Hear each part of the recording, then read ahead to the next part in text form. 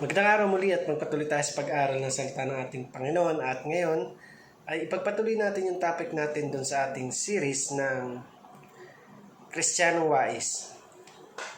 At manatili tayo sa ating verse sa aklat ng Proverbs 14 verse 12. Sabi dito, mayroong daan na tila matuwid sa isang tao, ngunit mga daang tungo sa kamatayan ang dulo nito. So, ang title ng ating topic ngayon, The Bible is our final authority. So, napakaganda ng topic na to. Sabi doon, minsan sa buhay ng tao, talagang nakikita natin na puso at isip yung masusunod. At hindi natin nakokontrol yung bawat pangyayari kapag ito yung pinagbasihan natin. Kung kaya marami rin minsan mga tao yung mabilis makagawa ng pagkakasala kasi yung basehan nila is yung emotion nila, yung puso nila. So, para doon sa ating unang katuruan, sabi dito, what feels right does not make it right. So, marami tayong minsan na bagay na nagagawa na akala natin ay tama pero mali na sa harapan ng ating Panginoon. At dahil sa mga bagay na ito, nagiging mali yung konsepto ng definition natin ng about sa tama at mali. So, paano natin i-define yung sarili natin? And alam naman natin na sa mundong ito, kahit sa pagsishare ng salita ng ating Panginoon, marami kang may encounter na sabihin na natin na member ng LGBTQ+++, ganun. Pero, kung iisipin natin, yung mga ginagawa nila, akala nila tama, yung mga bagay na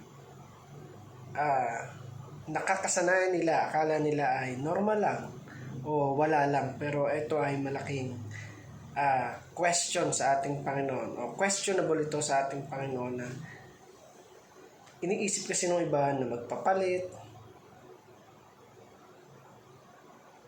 ng mga anumang parte ng katawan nila na alam naman nila na mali sa harapan ng ating Panginoon. Pero dahil nga ang bawat tao ay may kanya-kanyang ginagawang desisyon na minsan ay akala nila'y tama, pero mali na pala sa harapan ng ating Panginoon. At ito yung mahirap, isang malaking desisyon para sa kanila na panindigan o alisin yung mga bagay. Alam natin na hindi ganun kadali. Marahil pag nagpapayo tayo parang wala lang. Pero isipin natin lagi na kung tayo yung nasa kalagayan nila na hindi ganun kadali at mahaba-habang proseso kapag ang pinairan nila is yung sarili lang nilang kagustuhan. Pero kung titiwala nila ito sa Panginoon, alam ng Panginoon kung paano ka tutulungan sa mga bagay na kailangan mong baguhin sa sarili mo. At alam naman natin na hindi kailangan na manatili dun sa mga bagay na alam natin na hindi naman para dun yung pagkatao mo. Kinirate tayo ng Panginoon bilang lalaki at babae lang. Wala nang iba. Number 2,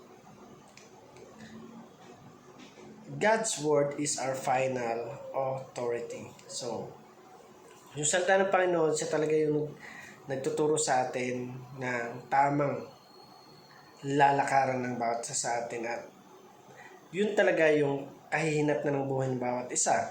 And alam naman natin na yung salita ng Panginoon, sabi niya ay magkabilit talim. At kapag pinaniwalaan natin ito, talagang tunay nga na ang Diyos ay kikilo sa buhay ng bawat isa sa atin. At wala ng sala na talagang ipaparanas niya sa iyo yung pagbabago na aakalain mo na hindi mo kaya. Number 3, sabi dito, wisdom is trusting in the Lord.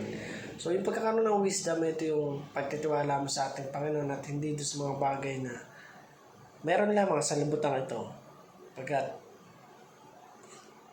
sabi nga, kapag minsan, kapag may exam ka, o may mga quiz ka sa school, hindi mo maiwasang, sabi nga ay manghodi ko. Kasi kulang yung naging kaalaman mo, kulang yung naging pag-aaral mo, kaya ginagawa mo yung mga bagay nun. Pero sabi doon, wisdom is trusting in the Lord. So, gawin lang natin yung best ng natin at gawin natin to ng fair at walang natatapang ng iba. Kasi the Lord will guide you, will fight for you. Kaya dapat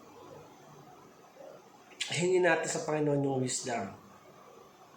Hingin natin ito upang sa ganun ay ma-manage natin yung mga bagay na kailangan nating ayusin sa buhay ng bawat isa sa atin. So, the Bible is our final authority.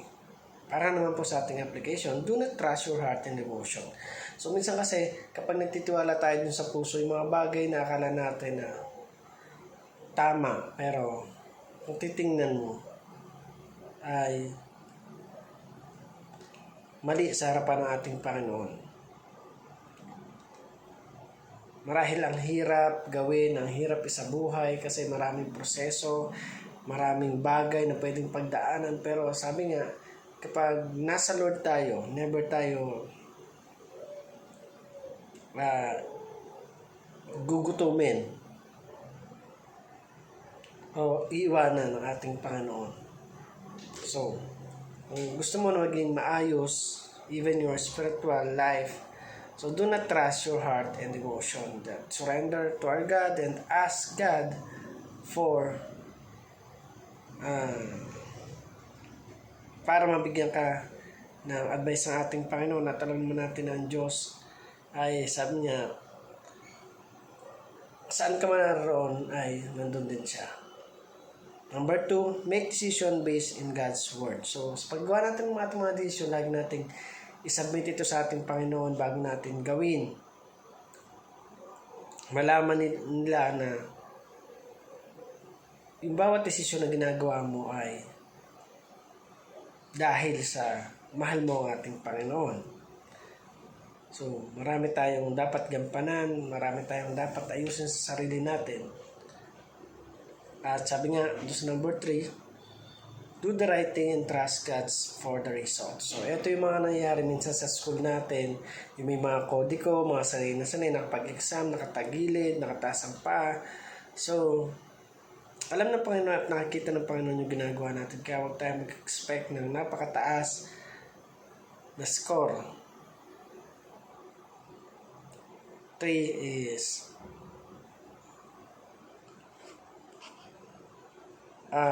para sa sabi nga doon, do the right thing and trust God for the result. So, wala tayong mapagtitiwalaan kundi ang ating Panginoon na pagdating sa school, kulang ka man sa aral, pero sabi ng Lord, hindi ka niya pababayaan, hindi ka niya iiwan, at siya yung bahala na magbigay sa iyo ng magandang result. So, iwasan lang natin na mandaya, iwasan lang natin na magkaroon ng mga bagay na pwedeng makita ng Lord para hindi tayo pagpalain. So, let's trust our God and salamat po sa panonood at pakikinig muli. Pagpalain ka ng ating Panginoon.